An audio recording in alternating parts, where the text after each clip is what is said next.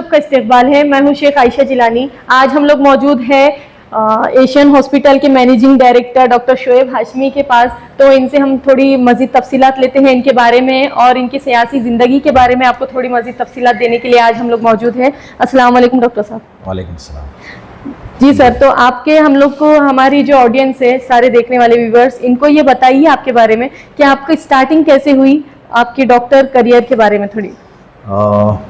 शुक्रिया आयशा और फैयाज़, आपने जो है हमसे ये बातचीत के लिए आज वक्त लिया था। जैसे आप काफ़ी ज़माने से, काफ़ी अरसे से हमको जानते हैं, तो मेरी इब्तदाई तालीम के बाद जब मैंने MBBS किया और पीडियाट्रिक्स में मैंने पोस्ट ग्रेजुएशन किया हूँ बॉम्बे से, तो वहाँ से फिर मेरा ये सफ़र शुरू हुआ है एज अ डॉक्टर। फिर मैं बॉम्बे में लगभग 6 साल वहाँ साइन हॉस्पिटल, हिंदुजा हॉस्पिटल, फिर Holy Family Hospital Bandra West में है, वहाँ मैंने 6 साल तक काम किया, अपना पोस्ट ग्रेजुएशन का काम पूरा किया। उसके बाद मैं 2 साल सऊदी अरब में जो है एज अ डॉक्टर जॉब के लिए रहा। फिर मैं क़तर में 4 साल मैंने जॉब किया और अल्हम्दुलिल्लाह मैं अभी 10 साल से लगभग जो है औरंगाबाद में यहाँ पर अपनी खिदमत अंजाम दे रहा हूँ।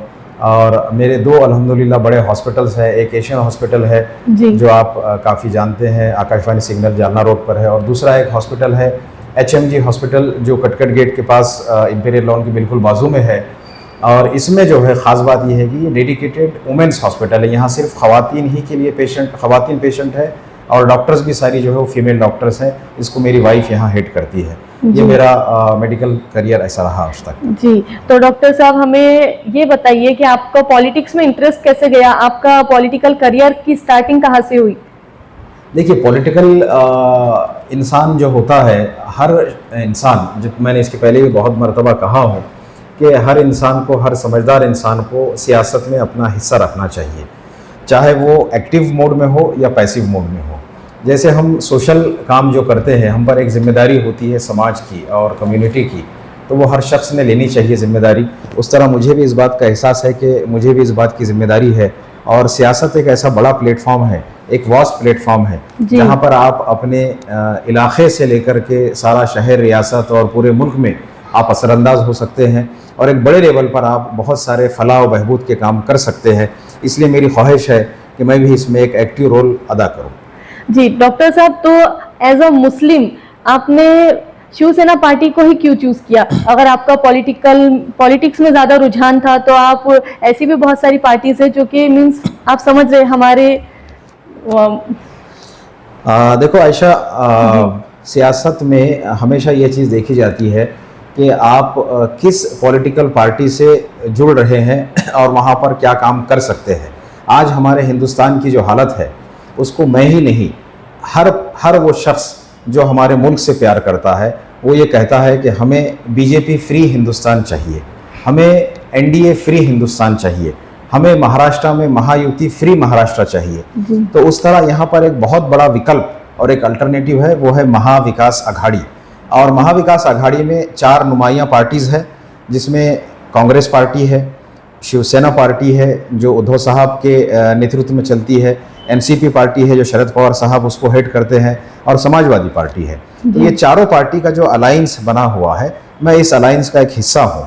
और उद्धव साहब से जब मैंने मुलाकात किया, बातचीत किया, तो मुझे उनके जो इंसान नवाज जो एक अंदाज़ उनका नज़र आया कि वो सबको लेकर चलना चाहते हैं। आपने देखा होगा कि 2019 में 26 नवंबर को जब वो पहली बार इस महाराष्ट्र के चीफ मिनिस्टर बने, तो चीफ मिनिस्टर बनने के बाद अनफॉर्चुनेटली 4 महीने में ही कोविड का दौर शुरू हुआ।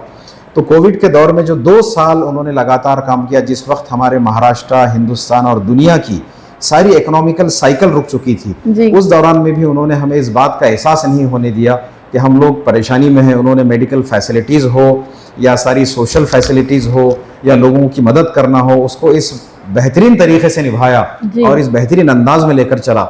दरअसल मैं उससे बहुत मुतासिर हुआ कि वो एक नॉन मेडिको शख्स है, लेकिन उन्होंने चीफ मिनिस्टर होते हुए एक हमारे फैमिली के हेड बनकर और एक मेडिको पर्सन बन के एक जिस तरह से हेल्प की है सारे समाज की कामयाबी के साथ, और इसको महाराष्ट्र नहीं पूरे हिंदुस्तान में सराहा गया। जबकि हिंदुस्तान में मोदी की गवर्नमेंट रही थी, उसके बावजूद उनको सराहा गया तो मैं बहुत मुतासिर रहा कि ये बहुत ही बेहतरीन शख्स है और हमें इनके साथ जुड़कर महाविकास अघाड़ी का हिस्सा बनना चाहिए।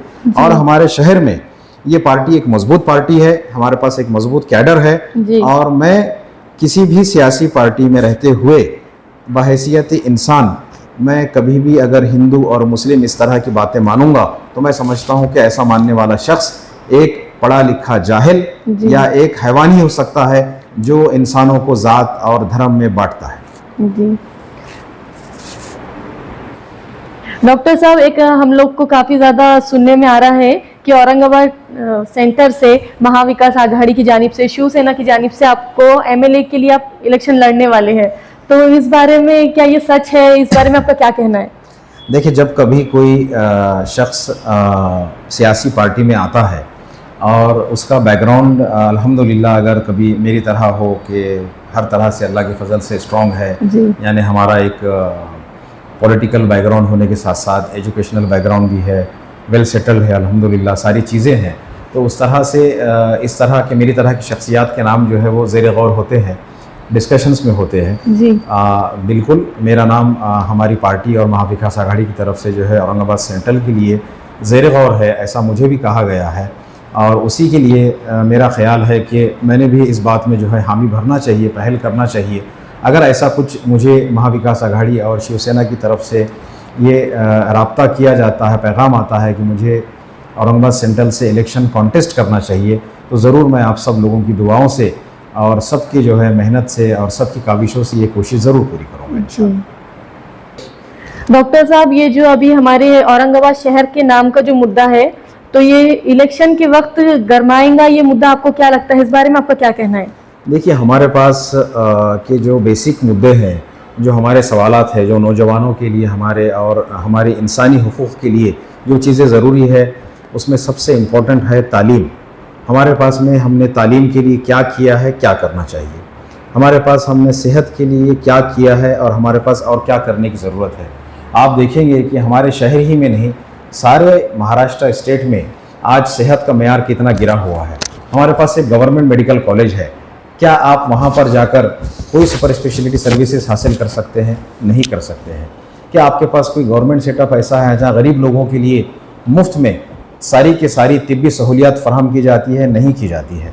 हमको उलझाया जाता है जज्बाती बातों के अंदर, हमें उलझाया जाता है मजहबी बातें करके। ये सिर्फ मुसलमानों ही के लिए नहीं है, हिंदुओं में भी जो है आपने आजकल देखा होगा कि जिस तरह मराठा आरक्षण का मामला है, ओबीसी आरक्षण का मामला है, तो हर जगह जात पात और धर्म को ला करके जो एस्टैब्लिश पॉलिटिशियंस हैं, जो अपनी कामयाबी गिनवा नहीं सकते हैं, जिनके पास काम करने के लिए कोई मुद्दे नहीं है, जिन्होंने अपने स्वार्थ के अलावा कभी कोई काम नहीं किया है, वो जात और धर्म को बीच में लाकर जज्बाती बातों को ला करके जो बुनियादी मसाइल हैं उनको पीछे डाल देते हैं। मेरे लिए बुनियादी मसाइल मैंने बताया, सेहत है, तालीम है, रोजगार है, आपसी भाईचारा है।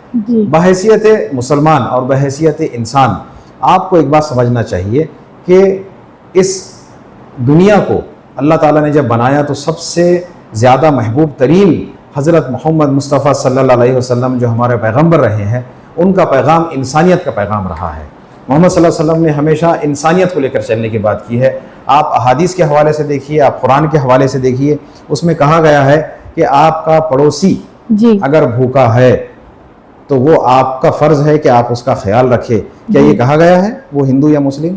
ऐसा नहीं कहा गया है, ऐसा कहा गया आपका पड़ोसी। हमारे लिए जो बुनियादी बातें हैं ये बातें हैं, इन बातों को पस्ते पुश में डालने के लिए इस तरह की बात की जाती है।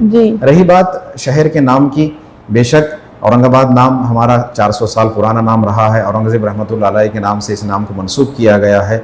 जिस वक्त में इस नाम को बदलने की तहरीक शुरू की तो जिस पार्टी और जिस ग्रुप ने इस नाम को बदला है वो औरंगज़ेब की एक्चुअल हिस्ट्री को नहीं जानते हैं। उनके पास में इनकी हिस्ट्री गलत तरीके से बताई गई है। वो किसी और यानी संभाजी महाराज के नाम पर उन्होंने इसका नाम रखा है तो उन्होंने उसकी हिस्ट्री को पढ़ा है, उनके पास उनको पॉजिटिव रखा गया। अफसोस की बात तो ये है कि हमारे जो मुस्लिम लीडरशिप रही है लास्ट औरंगाबाद की, जो मुस्लिम कायद रहे हैं, उन्होंने औरंगज़ेब रहमतुल्लाह अलैह से अपना ताल्लुक़ तोड़ दिया अलल ऐलान सबके सामने कि मेरा कोई ताल्लुक़ नहीं, और इस नाम की मुखालिफत उन्होंने ना पार्लियामेंट में की, ना बात करके की, ना लिखित में की। अगर वो ये बात बहैसियत मेंबर ऑफ पार्लियामेंट ये एक करस्पॉन्डेंस करते होम मिनिस्ट्री ऑफ इंडिया से, तो मुझे पूरा यकीन है कि हमारे शहर का नाम नहीं बदलता था, क्योंकि जो इलेक्टेड मेंबर ऑफ पार्लियामेंट होते हैं, जो इलेक्टेड एमएलएज होते हैं, इन लोगों की बात की बहुत अहमियत होती है। ये सबसे बड़ी जो चीज़ नाम बदलने की रही है, इसमें मैं 100% जो मानता हूँ वो हमारे पास की मुस्लिम लीडरशिप उसमें फेल हुई है और इस वजह से शहर का नाम बदला गया है। डॉक्टर साहब, ये जो प्रधानमंत्री विश्वकर्मा योजना और लाडली बहन योजना, ऐसे जो सरकार योजनाएं महिलाओं के लिए लाकर इनको उलझा रही है, तो इसके बारे में आपका क्या कहना है? देखिए, अगर आपके घर में जी 4 भाई या बहनें रहते हैं और 2 भाई अच्छा पैसा कमाते हैं, जी तो आपका फ़र्ज़ ये है कि आपके तीसरे और चौथे भाई बहन को आप बिज़नेस शुरू करके वेल इस्टेब्लिश करें, ना कि आप उनको हर महीना घर का खर्चा दे करके एक आप पर डिपेंडेंट बनाएं। ये उसी तरह से इन्होंने एक काम ये किया है कि ये रोज़गार जनरेट करने में नाकाम हुए हैं। तो लोगों को कुछ हद तक, ख़ास तौर से हमारी बहनों को, चाहे वो किसी भी मज़हब की हो, जो हमारी बहनें हैं जो सेल्फ डिपेंडेंट होना चाहिए, इंडिपेंडेंट होना चाहिए, उनको वो रोज़गार फराहम नहीं कर सकते हैं। इसलिए ये एक झांसा देने के लिए, एक झूठी लालच के लिए 1500 रुपये महीना जो है, ये मुझे लगता है 3-4 महीने तक देंगे, उसके बाद में से ये योजना बंद हो जाएगी। इसका जो बजट है वो लाखों करोड़ का बजट है। इस तरह के जो स्कीम्स लाए जाते हैं, ये लोगों को उलझाने के लिए, बहकाने के लिए और वक्तिया वोट खींचने के लिए किया जाता है।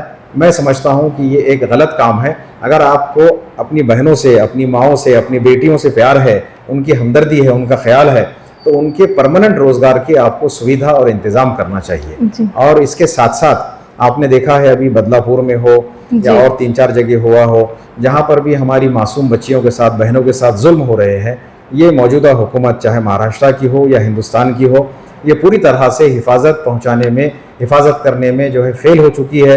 मैं सख्त लफ्ज़ों में इसकी मजम्मत करता हूँ। मुझे बहुत हमदर्दी है अपनी माँ बहनों से।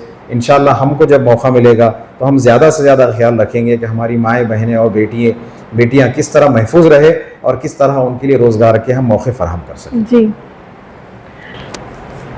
डॉक्टर साहब, अब जैसे कि आप यंग उभरते हुए लीडर हैं, तो आपका ज़्यादा इंटरेक्शन यूथ से रहेगा, नौजवानों से रहेगा हमारे औरंगाबाद के, तो आपका इन नौजवानों के लिए, हमारी सिटी के, आपका क्या पैगाम रहेगा इनके लिए, कुछ ऐसा? बहुत शुक्रिया। मैं इतना भी यंग नहीं हूँ, लेकिन अल्हम्दुलिल्लाह आपने कहा है तो चले, बहुत खुशी की बात है। लेकिन जाहिर सी बात है कि जब कभी कोई इनकलाब आता है, जब कभी कोई पॉजिटिव चेंज समाज में आता है, मुल्क में आता है, तो उसमें सबसे बड़ा किरदार नौजवानों का होता है। हमारे शहर के नौजवान माशाल्लाह काफ़ी बेदार नौजवान हैं, बहुत समझदार नौजवान है, पढ़ा लिखा है, और हमें उन नौजवानों को एक सही सिमत दिखाने की बेइंतहा ज़रूरत है। मैं समझता हूँ कि हमारे इस आने वाले इलेक्शन में हमारे नौजवानों का किरदार बहुत अहमियत का रहेगा। उन्हें इस बात को समझना होगा कि आने वाली महाराष्ट्र की हुकूमत एक ऐसी मजबूत हुकूमत बनानी चाहिए, महाविकास आघाड़ी की, जिसमें नौजवानों के रोज़गार की बात हो, नौजवानों में एकजहती की बात हो, नौजवानों में समझदारी की बात हो, नौजवानों में उनकी आने वाली जो नस्लें रहेंगी, उनके जो बच्चे रहेंगे, उनके तालीम का मेयार क्या होगा, उस बात का ख्याल रखा जाए। तो इसलिए मेरी ये अपील है कि सोच समझकर मैं आप सबको अपने साथ लेकर चलना चाहता हूँ। आप मेरे छोटे भाई हैं, आप मेरे दोस्त हैं, आप मेरी टीम का एक हिस्सा है, तो मैं आप सबको अपने साथ लेकर ये समझाने की कोशिश करूँगा और आप सबसे गुजारिश करता हूँ कि आप इन बातों को समझे कि आपकी मौजूदा हालात और आपकी आने वाली नस्लों के लिए क्या बेहतर है। इंशाअल्लाह हम उस तरह की हुकूमत का क़याम करें और उसका हम खुद एक हिस्सा बने, ताकि हमारे जो ख्यालात हैं उन तक पहुँचे और हम हमारी बातों को मनवा सके। मैं इतना आप सबसे गुजारिश करूँ। डॉक्टर साहब, जो रामगिरी महाराज गुस्ताख रसूल है, इन्होंने जो कहा है और हमारी महाराष्ट्र गवर्नमेंट इनको डिले कर रही है इनके खिलाफ एक्शन लेने पर, तो इस बारे में आपका क्या कहना है, क्या रुझान है आपका? देखिए, ये मलून रामगिरी के बारे में मैंने पिछली बार भी प्रेस कॉन्फ्रेंस में कहा था कि हम उसके इस बात की सख्त मजम्मत करते हैं। वो सज़ा का मुस्तहक़ है। उसके लिए हमने जो नुमाइंदगी डिपार्टमेंट के साथ और एडमिनिस्ट्रेशन के साथ की है, उसमें यह था कि मुस्लिम नुमाइंदा कौंसिल की तरफ से 2-3 मीटिंग्स की गई, हम उसमें पेश रहे। और हमने अभी कुछ दिन पहले, लास्ट ये 3-4 दिन पहले, मंगल के दिन भी डिविजनल कमिश्नर ऑफिस में मुस्लिम नुमाइंदा कौंसिल और सारे शहर के मोतबर शख्सियात ने मिलकर उनको याद दहानी करवाई कि गुस्ताख रसूल को फ़ौरन गिरफ़्तार किया जाए, उसके ख़िलाफ़ सख्त एक्शन लिया जाए। और उसके लिए बॉम्बे हाई कोर्ट में एक PIL डाली गई है, उसमें हमने औरंगाबाद से हमारी टीम को भी वहाँ अटैच करवाया है। और इंशाअल्लाह हम ये भरपूर कोशिश करेंगे कि इस गुस्ताख रसूल को आखिर तक, उसके अंजाम तक पहुँचाए, उसको सज़ा मिल सके, क्यों तो इसमें हमारे क़ानून की तरफ से जो प्रावधान है वो ये है कि उसको 3 साल तक की सज़ा हो सकती है।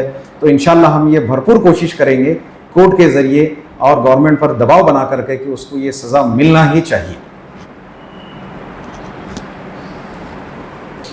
डॉक्टर साहब, आपका बहुत बहुत शुक्रिया, आपने अपने कीमती वक्त में से हमसे बात करने के लिए थोड़ा वक्त दिया, इसके लिए और इंटरव्यू में शुक्रिया।